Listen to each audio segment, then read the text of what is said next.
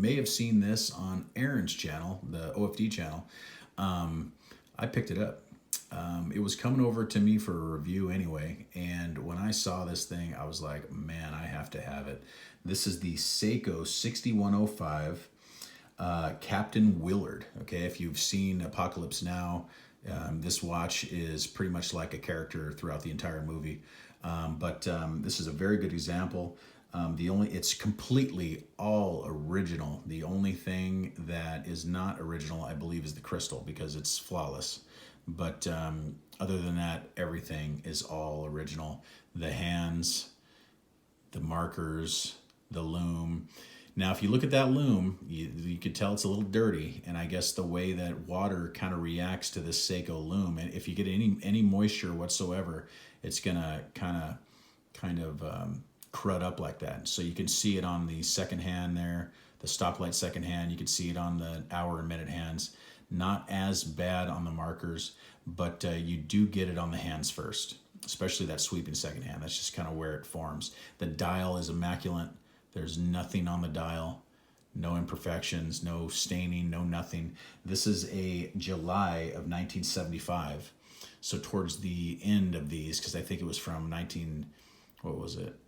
God, I don't know if it was I don't know exactly. I think they stopped making them in 1977. So this was a little towards the end of the manufacture of these. But this is a beautiful one. This is the water resist model. It actually says resist instead of proof. The ones that'll say proof on it, on the dial and the case back, are highly sought after, and they command a premium.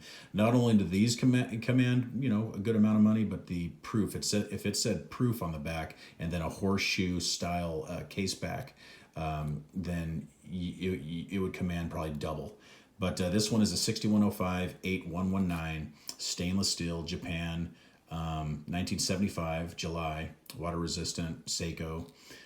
This watch has definitely been serviced. I put it on the time grapher that I use off of my phone, and it's a 17 joule movement, 21,600 beats per hour. It's a 6105 movement, and it has like a 300 amplitude, and the beat rate error is like 0.3. Which is amazing for a damn near 45-year-old watch. Okay, in a couple months we'll be 45 years old when we hit July here. So 45 years old, and the movement is just running, outstanding. It's about, I don't know, probably 6-7 seconds a day fast, which is fine. Once I get the case back open, I'm gonna kind of slow it down a little bit, make it a little bit more accurate. But it definitely has been serviced. The movement's been serviced. The case, the bezel, everything is all original. It hasn't been serviced. You can see the nicks in it here and there. I mean, it's just a perfect example of a well-worn watch. Back in Vietnam, back during the 70s, a lot of the service members would buy these watches, and they would wear them. So that's why they're beat up. I mean, this is I don't think this saw any action in Vietnam, because Vietnam had just ended when this watch was made. So I don't believe that it ever saw any combat or anything like that. I'm sure of that.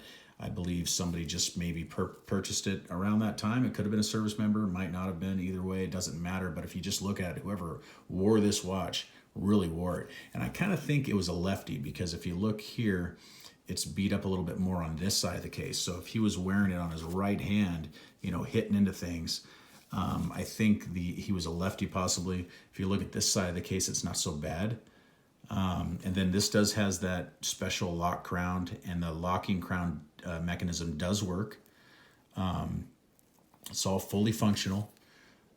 Original bezel insert has not been replaced, and it's not even that bad. Yeah, it's got little marks in it here and there, but that's not bad at all. If you're a Seiko collector, this would be your thing. This would be beautiful. I am a Seiko collector now. I swear. I think that these things are just so much value for what you get right now, and I believe these are going to go up so much more in cost. They're going to go so much more in value over the years that this is something to definitely hang on to.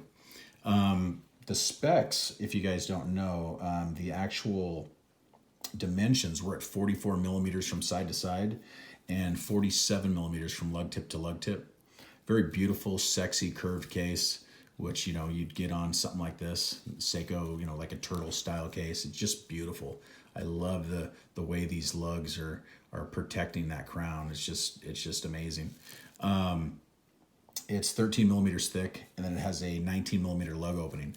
The gentleman I got it from has this like Velcro custom type strap on it, which is cool. It's not too bad.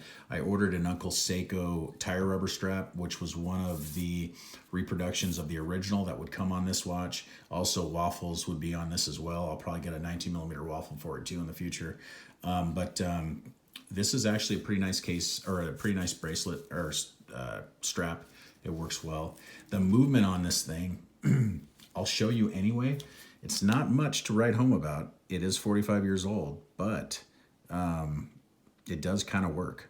So I'm going to give it a huge charge here real quick. And then let's dim the lights. See, the lume kind of works.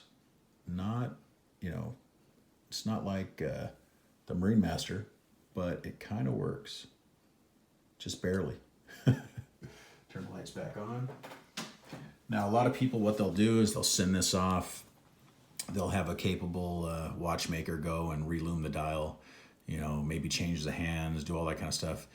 I believe in keeping it all original. I'm not going to touch it. The only thing I might do in the future is maybe service the movement and make it waterproof again. I'll service the crown. There's people that know how to change the seals out in these crowns. And of course, case back seal and all that. That's the only thing I might do. The movement really doesn't seem to be needing servicing because it's running really good. But other than that, I mean, this is just a beautiful watch. These were brand new, sold in 1975 for like 99 bucks. So back then, that's a lot of money. But I mean, for what you get, for what you would have got back then, this is a high-end watch.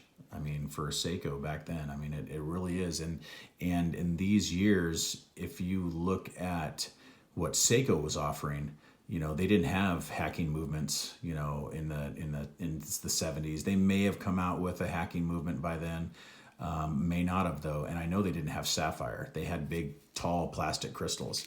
In my opinion, these slim Hardlex crystals, which had some anti-scratch properties, in my opinion, were just far and above what any Rolex would have. And, Rolex has a lot of history, dating back for years. I mean, very strong history, and so does Seiko. You guys cannot discredit Seiko. I mean, the movements they were using, all in-house, everything they made, everything. The design DNA, it doesn't copy anything. There's no other watches out there that look like this. Especially back in its day. You have remakes now, obviously, but back in the day, there was nothing. This is pure Seiko DNA through in and out. Just a great looking watch. It really is. And to get one in this example where everything is just like perfect, it's just amazing. I like it. I really do. So now I'm kind of a Seiko fanboy and Seiko-holic. So now I'm starting to go towards, I've been looking all online for different things. I'd like a 6217 that's in good condition and original.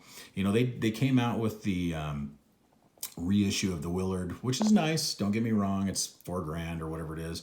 They came out with a reissue of the 62 Moss, which is the 6217 remake.